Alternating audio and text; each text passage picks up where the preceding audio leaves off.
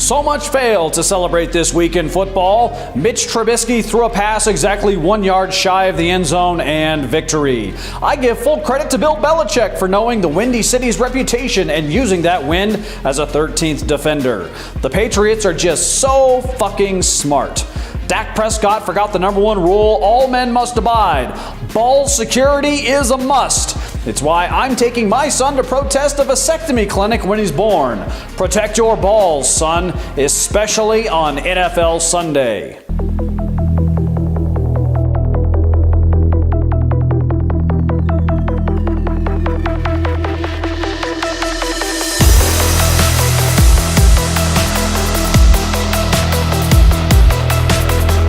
This video is brought to you by SeatGeek. Use the promo code WTFootball to get $20 off your first purchase. SeatGeek would like you to know that Drew Brees has now defeated all 32 NFL teams. He joins Brett Favre and, yes, SeatGeek.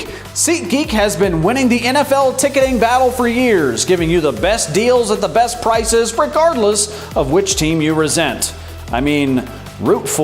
SeatGeek, we're better than you.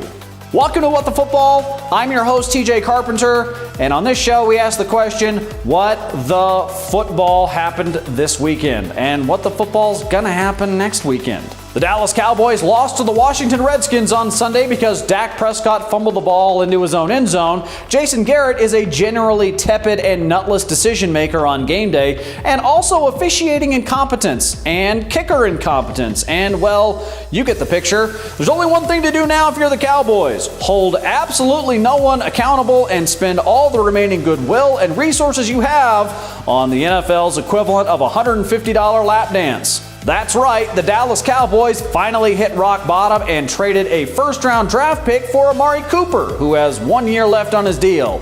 Jerry Jones knows the feeling of leaving a strip club and the harsh reality of day, regretting everything that just happened. So, at the end of what is sure to be a 7-9 season, Jerry Jones will do what he always does: completely forget about all the poor decisions he just made and start the cycle of self-destruction over.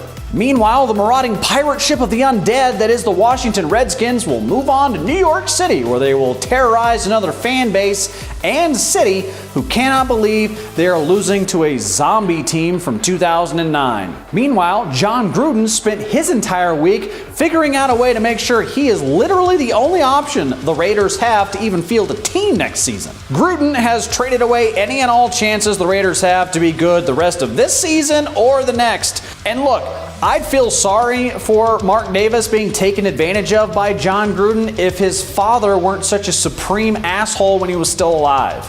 Remember this moment when Gruden gets in too deep with the Sharks in Vegas and you have to not only pay his $100 million contract, but also all the tracksuit wearing goons who will pull out your fingernails if you don't continue to tank every season so the casinos know they've always got a sure thing.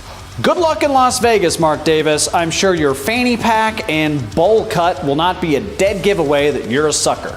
Speaking of hitting rock bottom, Chad Kelly has been released by the Broncos after he was arrested for breaking into someone's house, mumbling incoherently, and then being beaten with a vacuum hose.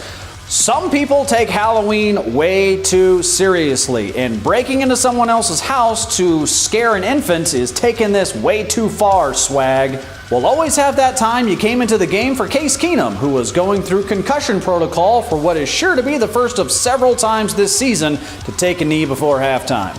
I'm a little surprised, however, because John Elway let Matt Russell keep his job as director of player personnel after he hit 3 cars, including a police cruiser, while drunk on peach schnapps. The peach schnapps alone is a fireable offense.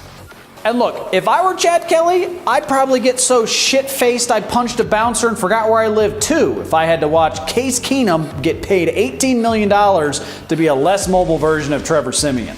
Broncos take on the infernal death machine that is the Kansas City Chiefs this week. Some Broncos fans believe because Denver beat Arizona, whose coach I don't know, whose quarterback weighs 110 pounds, and whose offensive line consists of mannequins Larry Fitzgerald found in an abandoned Glendale Kmart, they're going to actually have a shot against Kansas City.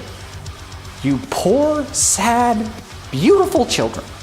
It's been a while since you've had to face the harsh realities of the dark, savage underworld that most of the NFL constantly lives in. Welcome to the next decade and a half of suffering. Hey, at least the Nuggets look like they're going to be good enough to be playoff cannon fodder for these superstar-laden teams in the Western Conference. Congratulations. Welcome to hell, Denver. Enjoy being dominated by the McDonald's Happy Meal gang for the rest of eternity. The New England Patriots proved once again there is no better strategy than allowing idiots to be idiots. Turns out getting your special teams coordinator from the nuclear waste pit that is the Cleveland Browns is probably a bad idea. And even though Mitch Trubisky ran around like Michael Vick in Madden 04 and threw a 60-yard pass that accomplished absolutely nothing, he is not going to be your savior. No matter how smart Matt Nagy is, he is still surrounded by morons, most of whom are in the stands and still infatuated with baseball for some reason. Good God, I hate you so much, Chicago. The figment of our imagination that is the Los Angeles Chargers were playing in London, which is actually an upgrade for them. At least now they're playing in front of 80,000 people who don't know who the fuck they are or what the fuck they're watching. Something about playing in front of 80,000 people who call your sport hand egg or fled their respective NFL markets for another country to avoid the IRS makes people lose their shit. And apparently one guy who thinks he's a wizard. And it would appear Keenan Allen finally broke after playing in his 23rd consecutive road game.